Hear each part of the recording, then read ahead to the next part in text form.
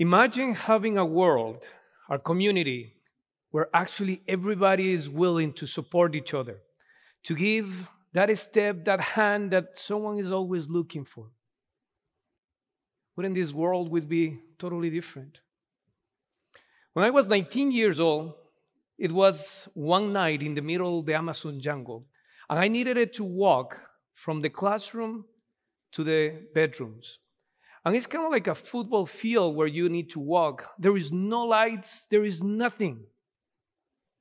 And I was walking, feeling totally fulfilled by the job that I was doing. I was being a teacher. I was actually helping people. I was in this native place that was amazing in the sense of nature and everything else. I was living with the native people that call Jibaros, or it's called Achuaras. It was really interesting because these people, if you have heard about them, are the people who, when they were upset or they have fight with each other, they will go and kill the enemy and cut the head and shrink it. That actually happened. Now, the beautiful thing about this story, I never lost my head. I was actually able to keep it during the whole experience. And I was thinking, I was saying, what do I do here? Society is asking me to do money. Society is asking me to have the house, to be reliable, to do all these things that sometimes are just stressful. And here I am working and giving my life to teach. I was happy. I was fulfilled. But what is interesting is my life was not always like that. Even though I was 19 years old when this happened, my life was not always like that. When I was 40, I actually learned that I have dyslexia. And dyslexia is this different way of seeing things and reading. And what is interesting is when I was in the high school and elementary, I always was pinpoint like the person who was dumb, the person who was not good, the person who never got good grades. So I always was the troublemaker. So much so that my parents, I was actually many times, why my parents were fighting is because of me. So I never felt, in a sense, belonging. I never felt that I was part of something until I actually went to this volunteer experience. One of the stories that really changed my life is to be able to go to high school, you need to take a test. And if you pass the test, you choose the high school that you can go on, and that will be fine in South America. I took 3 tests, and I failed the 3 tests that I took. So at one point, my mom was totally upset and sad because she didn't know what to do with this poor son that couldn't study. So she actually was crying in one of the schools after receiving the test. And this guy just walked by and see my mom and said, "Lady, why are you crying?" And my mom says, "I don't know what to do with my son. I don't know what is going to happen with him. He didn't pass any test, so I don't know where to put him to study." And it happens that this guy actually was someone who used to work for the government, and he says to my mom, "Bo, the school owed me a favor. And what I will do is I am going to ask them to please accept your son as a way of saying thank you." My mom got excited, went to my dad and shared this story with my dad. Next day, my dad go to the office of this guy and said, "Hey, you offered to my wife this favor." And he says, "Yes, here you have the letter." So my mom, the letter, and myself went to the high school and present the letter to the director. And the director grabbed my hand and tells me, "The first thing that you do wrong, you're out." I was 12 years old. Imagine how I felt. Now, things happen, and I believe in miracles. So when I got to my first day of school, I learned that this director was moved to another place, and we have a new director who did not know about my story, who did not know anything about me. So I was happy. Nonetheless, the dyslexia doesn't disappear. That means that I was not a good student. And I failed every single class. When I became 18 years old, the school has this program that is called the volunteer program. And the idea is you will go to a place that we send you and you will actually help. So I say, I will go to the jungle. I will go to wherever you send me. And they actually send me to the middle of the jungle. And I have some pictures to show you so you can see a little bit. That is the middle of the jungle. The name is called Wasakensa. And as you can see, I was walking from the schools over there to the room. And as you can see, there is no light whatsoever. A little bit of the pictures. Here I am. I was handsome, definitely. I think so. Please say yes. Thank you. I was here in the river. Believe it or not, I was taking a shower every day in that river.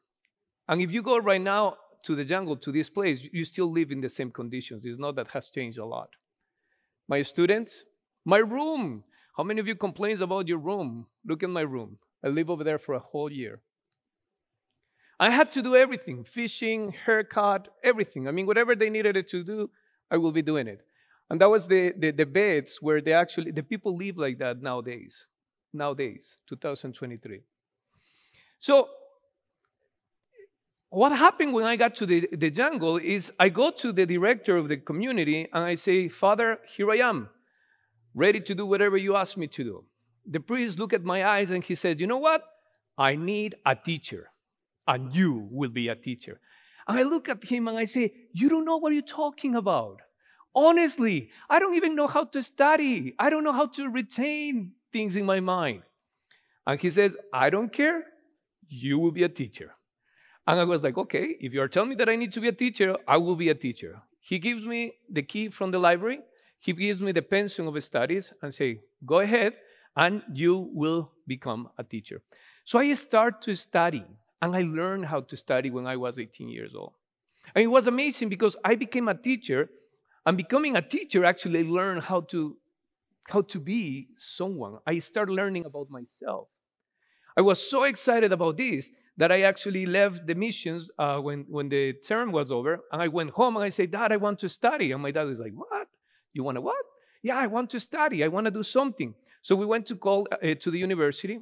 I got my engineering in business. After that, I got 2 master's degrees, and then I finished getting my PhD, which is amazing for someone who is just in the area that I have. So I believe so much in this about the volunteer program that my PhD was all about research in what it means to become a volunteer. So I was invited to come to the United States in 2001. And the first thing that I did is I started developing the volunteer program. It's so amazing what is possible about the volunteer program because it helps you to think out of yourself.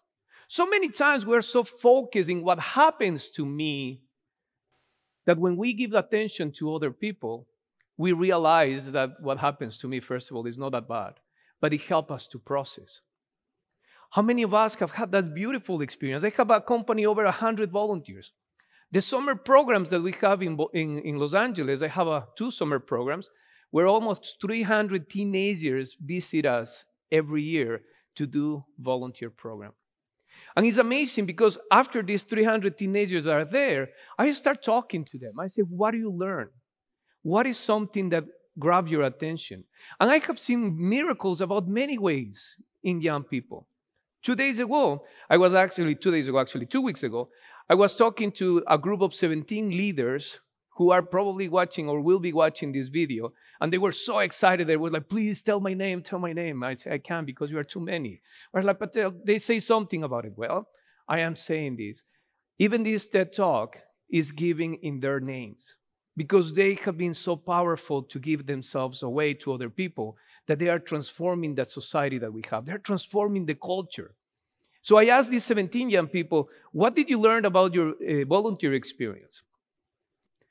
And they say 3 things we learned that actually moved us all nowadays. Number 1 is be present. Do you know how many kids actually right now are in just the computers, the screens? Go and ask, what is the time that they spend in the screens? And you will be surprised. So being a volunteer actually helps you to get out of the screens, to be able to connect, to be able to be present. Number 2 that they say is be kind with yourself as you are kind with others. They're learning to be kind with themselves. Many young people nowadays suffer that they don't understand who they are. They don't understand where is in society. And with social media, sometimes it's a lot of pressure and depression, anxiety, and all those type of things. When they volunteer, they understand to be kind with themselves. And the third thing that they learn is actually that they need to communicate better. It's just amazing. Even in our homes, sometimes we text people to say, hey, lunch is ready, come on, do something. The communication, the one-on-one. And what is interesting about all this is the young people that I'm talking about, they are 14 to 18 years old. They are young people from, I will say, middle-class families. They are young people who actually go to private and public schools. So this is for everybody. So what is the challenge for me and for this beautiful community that you have over here is that if you're an adult, find a way to promote the volunteer. Find a way to help young people to become involved. If you have a business, create internships. Accompany young people in the process. If you yourself want to do something, do something. Go and volunteer. Go and change the society that we have. Because in reality, imagine a world where everybody will be able to actually do something different. As Dorothy was saying, the best expression of democracy is volunteerism. Why, you may ask? Because when you go and vote, you actually do that once every election. When you volunteer, you change the lives of people every day. You choose where you want the country, the community to go. So challenge for you today is go and do something for someone else. And you will see how your life changes. Thank you.